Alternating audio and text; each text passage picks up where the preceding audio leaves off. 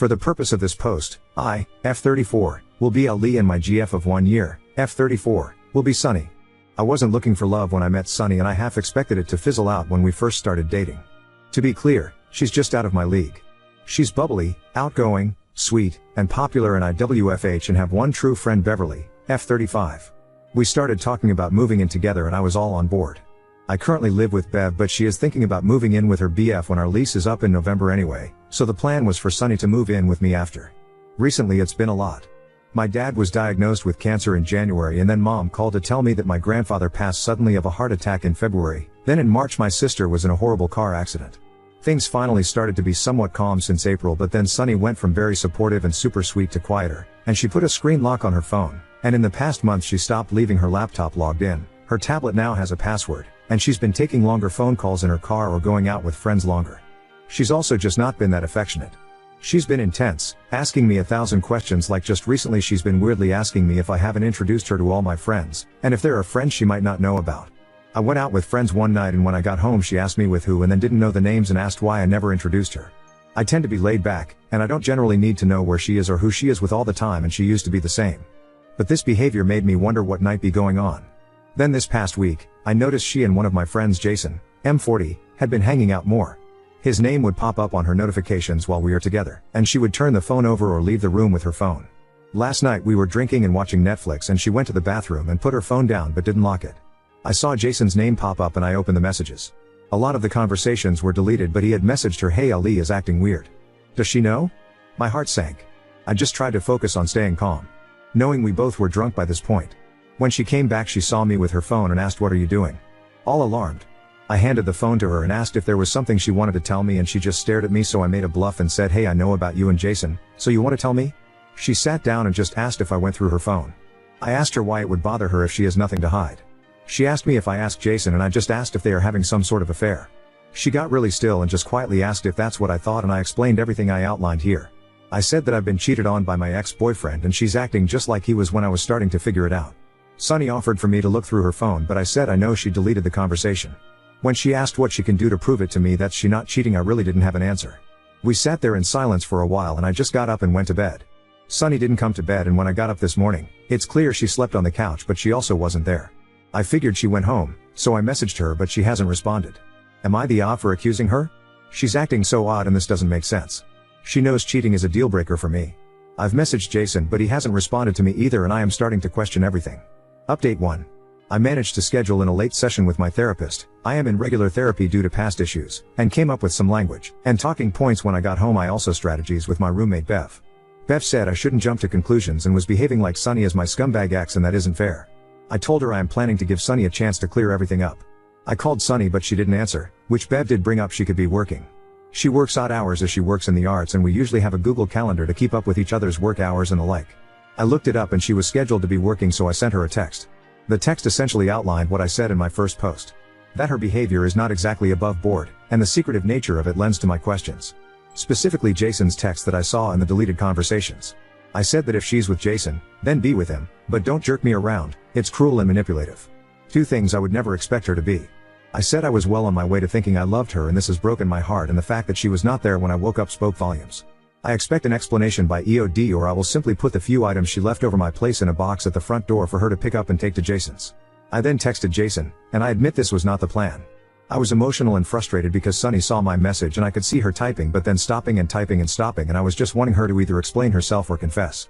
So I texted Jason a similar message, explaining that I thought our friendship would be stronger than this and just because my GF is bi he had to take advantage. It wasn't fair of him as he knows my history with being cheated on and he knows how deeply it hurt me.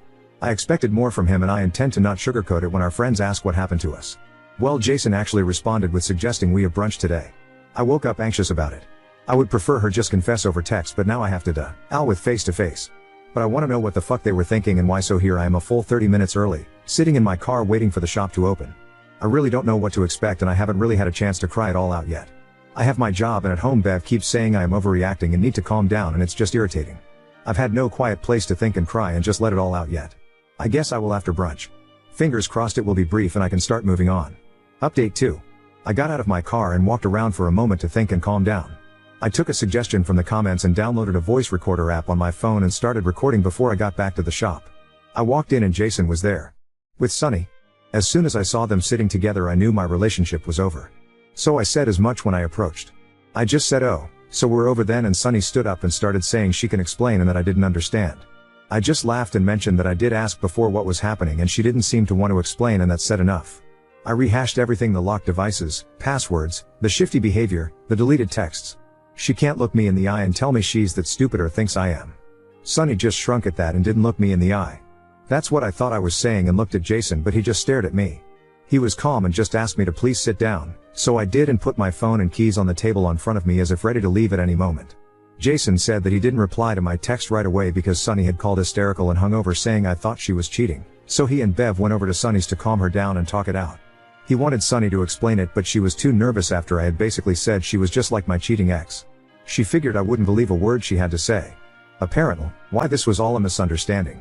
I've had such a shit year that Sunny went to Jason, Bev, and a few other friends with the idea of making a huge deal of my 35th birthday, in August, as I have complained of never really having a party for my birthday I didn't somewhat plan, true.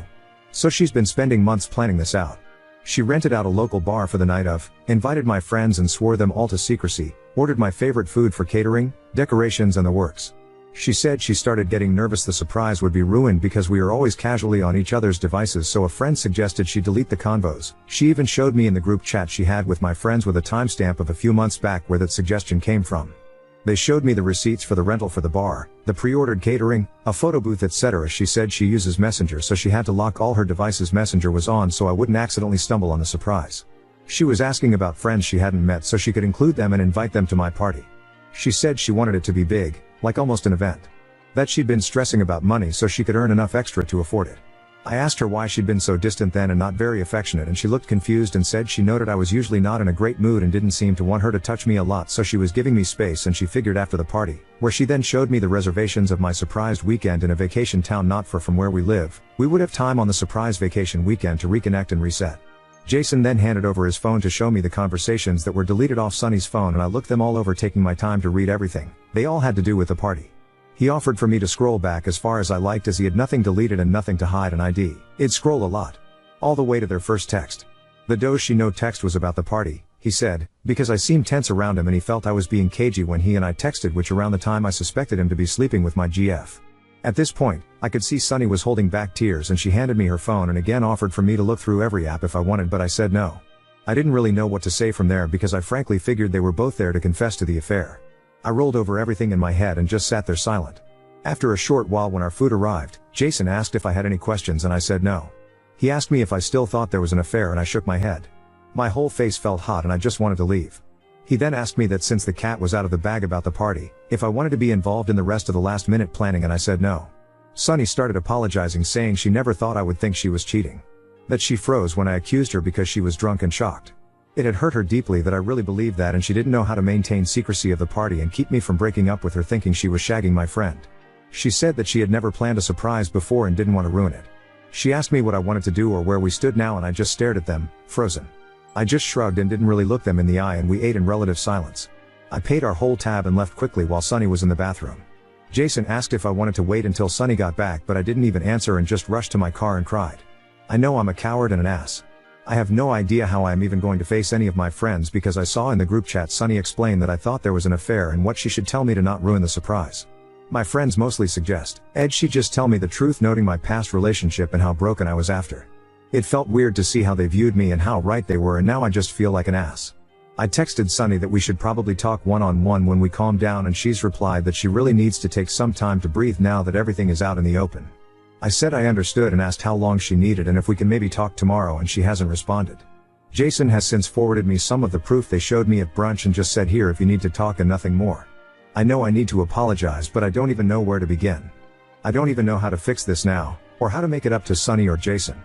I can hear Bev moving around downstairs and I can't even face her. I'm still mad at her for not telling me the truth, but I know how unfair I'm being. What the fuck do I even do? Sorry, there was a lot here and I went from spiking my tea with whiskey to just drinking whiskey, so I will do my best. Do you want to be with Sunny? Short answer?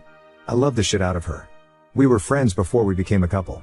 I knew I was in love with her about a month ago, but haven't grown the tits to say it yet, and she's not said it to me either outside of our friends way we say it with friends. But you need to put some distance between you and Bev because as a woman something doesn't sit with how she handled this situation when to be honest there were many chances for her to help but I do get we lock up but remember doing what is right takes priority no matter what others say. I really think Bev just got stuck. I've known her for years and when we talked I could see she felt terrible and really was lost about the whole thing. Plus she showed me some messages she got from other friends and she felt pressured to not spill the details. Either way I think we've talked it out well enough for now. Update 3. Any and all comments that are just insults against my GF, BFF, and or myself, congrats, I didn't read them and I sure as hell ain't wasting my time to reply to them.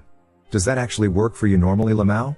Anyway, context, sorry if I wasn't clearer before, this is my first time making posts, I usually just read, I wasn't in the she's definitely cheating mindset for weeks like some comments suggested.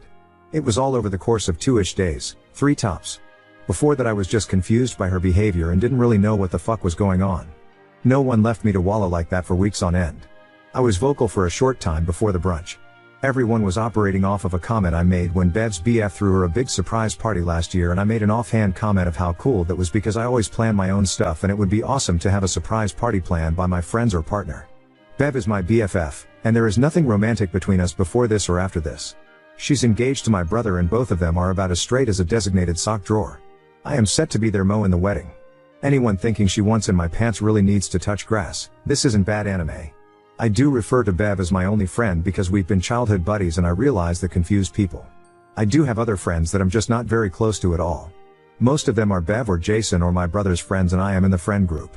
So I am now referring to Bev as my BFF and the others as friends to avoid the confusion.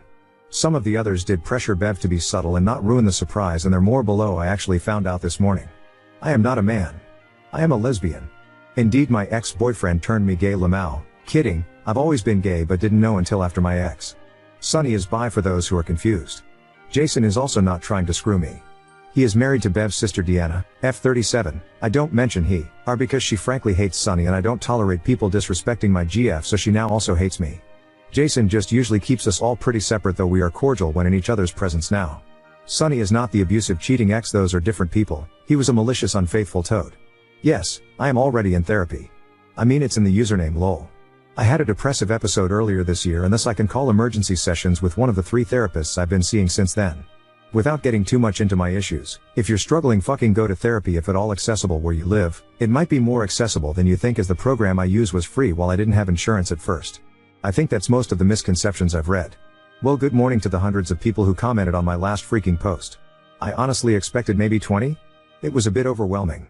Thanks to everyone with actual advice, ideas, kind words, and constructive criticism or sent me kind messages. I have an update for you. And a special make love to a rusty spoon to anyone who spend their time trolling posts just to be mean for no clear reason or being a homophobic pace of camel poo. You can leave lol. I'm in a jolly mood this morning because a lot has been cleared up. I spent most of last night on FaceTime and text trying to suss out what to do and what everyone was feeling. Turns out the friend group was as split as Reddit on whether or not I suck. Which was fine with me because I feel I am the overall.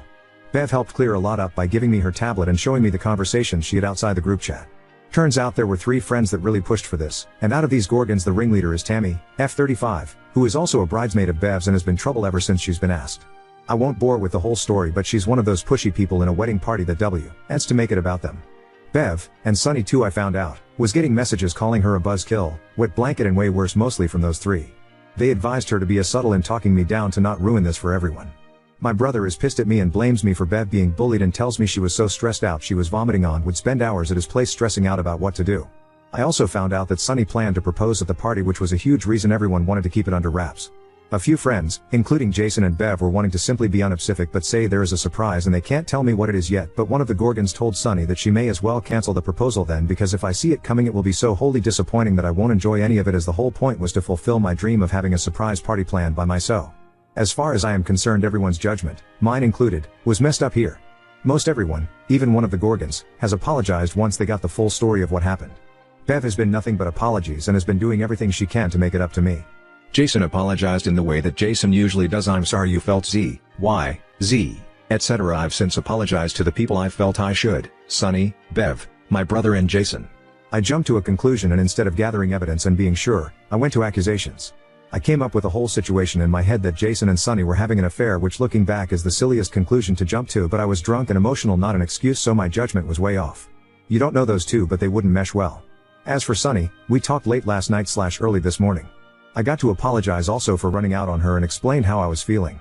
She apologized for everything and putting a proposal as a concept over my actual age. Happiness.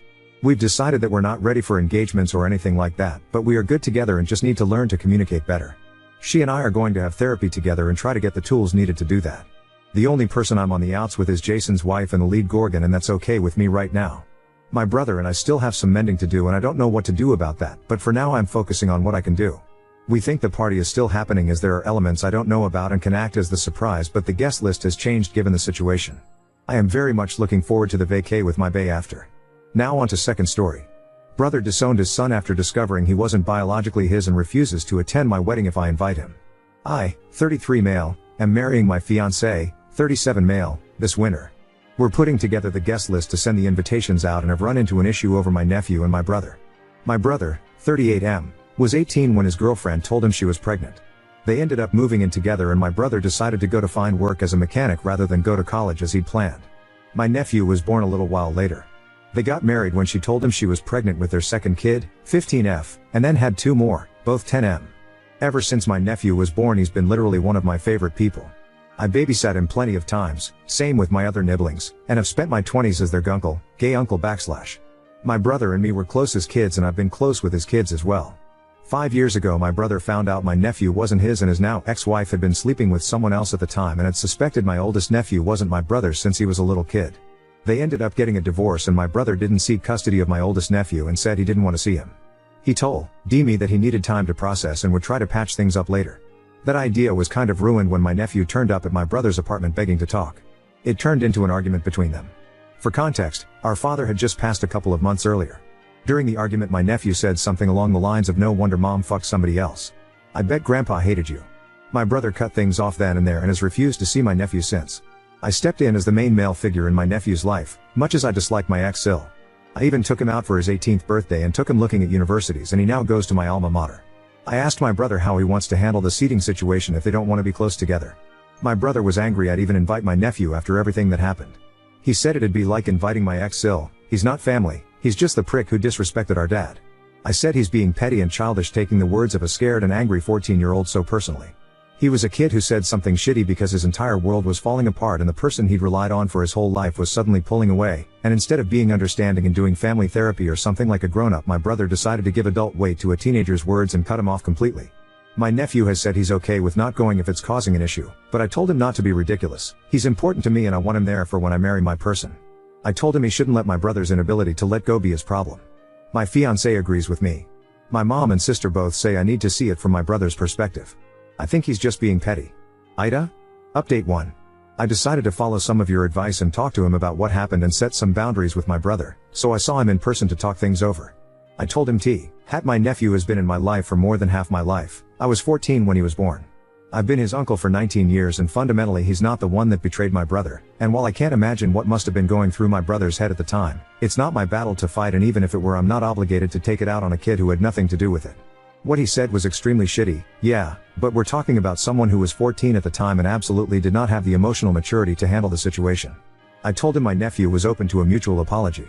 So, bottom line, my nephew is invited and he's getting A+1, and I will seat him away from my brother if he wishes, but that's the most I will do. They can talk or not talk, kiss and make up or ignore each other all night, but I'm not making it my fight. My brother said he understood and would think about it.